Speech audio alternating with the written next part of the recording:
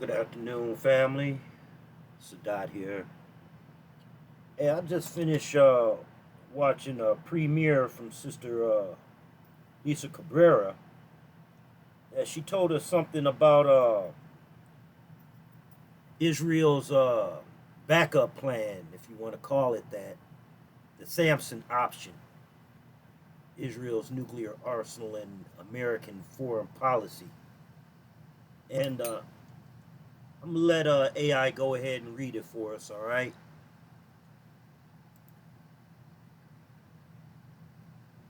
This is some bullshit, really. The Samson The option Samson explodes option one of the explodes world's one of most closely guarded secrets, the secret of Israel's atomic arsenal.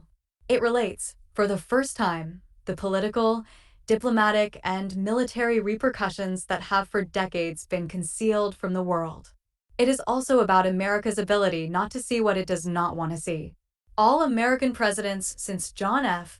Kennedy have turned a blind eye toward Israel's growing nuclear capacity while paying lip service to the goal of nuclear nonproliferation.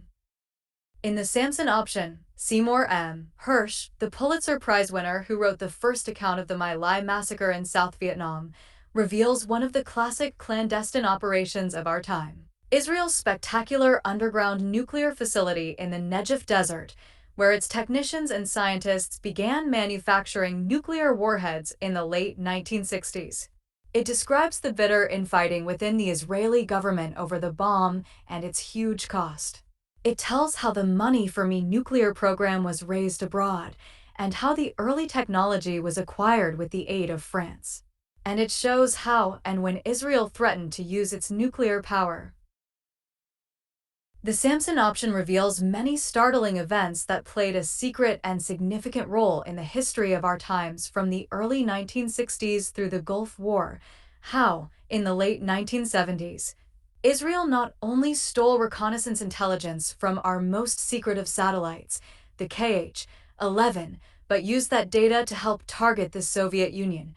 How Jonathan Pollard, the American spy now serving a life sentence in jail, was a key figure in Israel's nuclear program, and how some of Pollard's intelligence was turned over to the Soviet Union at the express direction of Yitzhak Shamir, the Israeli prime minister. How Israel created a false control room at the nuclear reactor at Dimona to give U.S. inspectors the false impression that the facility was solely for research. How the Eisenhower administration made a concerted last-ditch effort in December 1960 to force Israel to acknowledge its nuclear ambitions and failed. How Israel threatened Henry Kissinger and Richard Nixon with the use of nuclear weapons on the third day of the 1973 Yom Kippur War, successfully blackmailing the White House to airlift much-needed supplies. How South Africa cooperated with Israel to create a mysterious 1979 flash in the South Atlantic, actually a test of an Israeli South African nuclear artillery shell. How Israel used a top London newspaper editor to help catch Mordecai Vanunu, its nuclear traitor.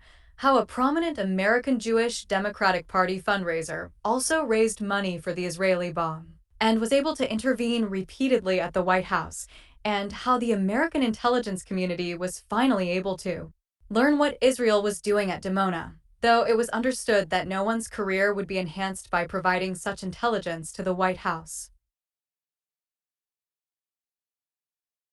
The Samson option is ultimately a narrative of how the bomb influenced the diplomatic relations between Israel and America far more than was seen or understood by the press and the public. It shows that, in every sense, Israel was born a nuclear power. Since its founding, some of its leaders, including David Ben-Gurion and Ernst David Bergman, the little-known scientist who was the father of the Israeli bomb, were determined that no future enemy would be able to carry out another Holocaust. Just as Samson brought down the temple and killed himself along with his enemies, so would Israel destroy those who sought its destruction. The message of the Samson option is stark. The next Middle East war might very well.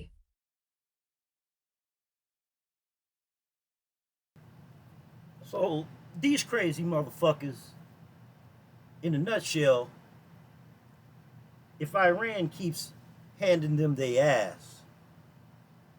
They just gonna lob nukes at a gang of people. France, you helped them get the bomb, but they got some rockets coming towards you too.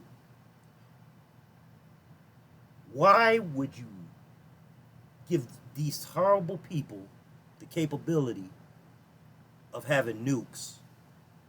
I bet you wouldn't have did that if you knew you were going to be one of their targets too now. Think about that. And again, I learned all this from Lisa Cabrera. Auntie, thank you so much for your information.